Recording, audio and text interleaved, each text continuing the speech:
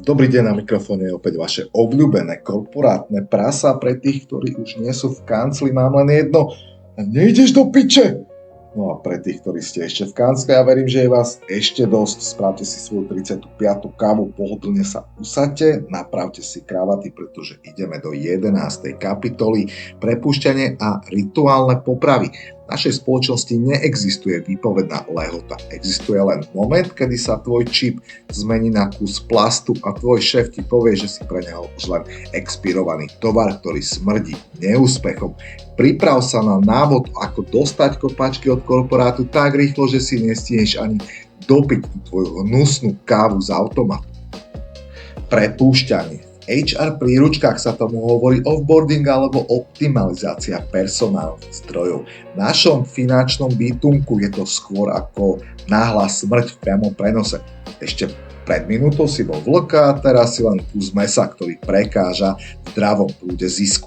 Ako korporátne prasa hovorím jasne, vďačnosť v maklérskom svete trvá presne do uzavretia posledného obchodu, ako náhle tvoje marže klesnú pod nulu, tvoja hodnota je nižšia než cena toaletného papiera u nás na hajzli.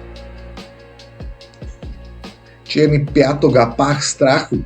V piatok popoludní 14:30, to je ten čas, kedy sa v office zastaví dých, keď vidíš HR riaditeľ, ako kráča chodbou s tou svojou koženou zložkou a výrazom tváre, ako keby práve prišla z pohrebu vlastnej empatie. Vieš, že niekto ide dole.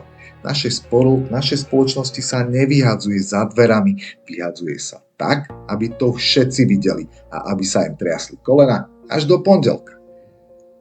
Ako keď Patrik vyjde zo svojho kanclu, v ruke drží pohár whisky, pozrie sa na Mareka, toho istého Mareka, ktorý pred mesiacom priniesol tú bezdomoveckú čiapku, aby dokázal svoju lojalitu.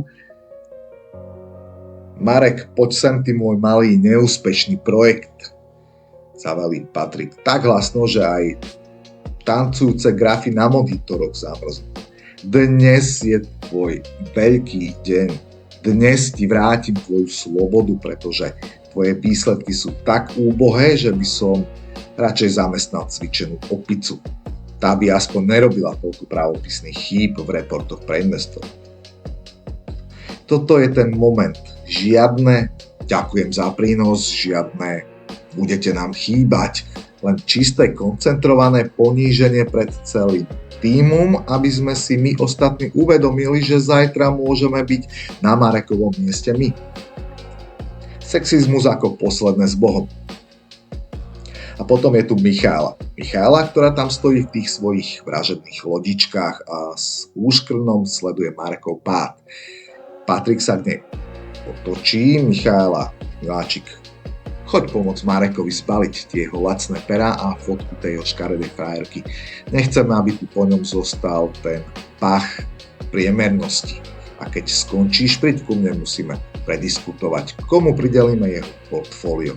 Dúfam, že tvoje presvedčovacie metódy budú dnes večer rovnako efektívne ako tvoj výstrih. Michála len prikývne a s radosťou začne Mareka vyprevádzať.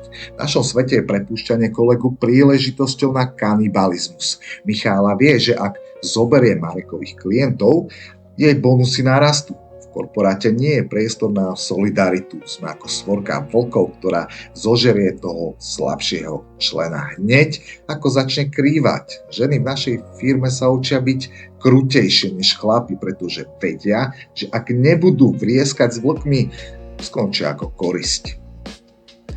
Digitálna poprava. Najdrsnejšia časť prepúšťania v dnešnej dobe nie je to, že ťa vyhodia, je to tá rýchlosť. Kým Patrik ešte Mareka len uráža, IT oddelenie už pracuje. V momente, keď Marek siahne po svojom mobile, zistí, že jeho firmný mail neexistuje. Jeho prístup do systému je zablokovaný, jeho LinkedIn profil vyzerá zrazu ako vtip. Tvoj digitálny život u nás práve skončil, Marek, povie Patrik a vyfúkne mu dym z cigarety do tváre. Máš 3 minúty na to, aby si zobral bundu. A ak tu zostaneš dlhšie, zavolá políciu a poviem im, že si sa pokúšal nabúrať do našich offshore účtov. Obaja vieme, komu budú veriť skôr. Mne alebo lúzrovi, ktorý nevie predať ani vodu na púšti. Toto je tá krutá pravda o dnešnom korporáte. Si len login a heslo. Keď ťa vymažú zo servera, neexistuješ. Tvoje roky driny, tvoje načasy, tvoje zdravie, ktoré si tu nechal, to všetko sa vyparí jedným kliknutím myšou. Si ako case pamäť. Užitočný, kým si čerstvý, ale pri prvej chybe ťa vymažu a aby uvoľnili miesto pre niečo nové. Keď Marek odíde a dvere sa za ním zavrú, v office nastane zvláštna eufória. Tak čo, kto chce jeho stoličku? Pýta sa Lukáš a hneď si na ňu aj sadne. Dúfam, že neúspech nie je prenosný cez čalúnenie. Všetci sa smejú, je to ten druh smiechu, ktorý maskuje hlbokú paranoju. Smejeme sa na Marekovi, lebo ak by sme ho ľutovali, museli by sme si priznať, že sme ďalší na rade. Marek bol v pohode chlap, povie niekto pri kávovaní. V pohode chlap je v maklerčine synonymum pre bankrot, cekne Patrik. V pohode chlapci nechodia venčiť psov, my tu potrebujeme psychopatov, ktorí nespia, nemajú city. Michála, dones mi tie Marekové zmluvy, idem ich rozporcovať, kým tie ovce zistia, že ich pastier práve skončil na bytunku. Proste vďačnosť neexistuje. Pravda o odchodoch z korporátneho bahna je taká, že za tebou nezostane ani stopa. Tvoj stôl bude do pondelka obsadený novým juniorom, ktorý bude mať rovnaké sny a rovnakú naivitu, ako si mal ty pred 2 rokmi. Tvoje meno sa stane len varovným príkladom Patrikových monológov. V našej spoločnosti nie si zamestnanec, si len dočasný nájomca stoličky a nájomné sa platí tvojou krvou, tvojou integritou a tvojim časom. Keď prestaneš platiť, letíš na ulicu bez padáka. A najhoršie na tom je, že si v hĺbke duše vieš, že si to zaslúžil, lebo si hral ich hru podľa ich špinavých pravidiel a veril si, že ty si ten vyvolený, ktorý neprehrá. Takže si zbáľte svoje sny o lojalite do krabice od topánok. V ďalšej kapitole sa pozrieme na firemné dôchodky a budúcnosť, alebo ako Patrik vníma tvoje starnutie ako technickú chybu a prečo je tvojou jedinou reálnou šancou na dôchodok to, že včas ukradneš dosť klientských dát a zmizneš skôr, než ťa niekto zastrelí alebo zažaluje.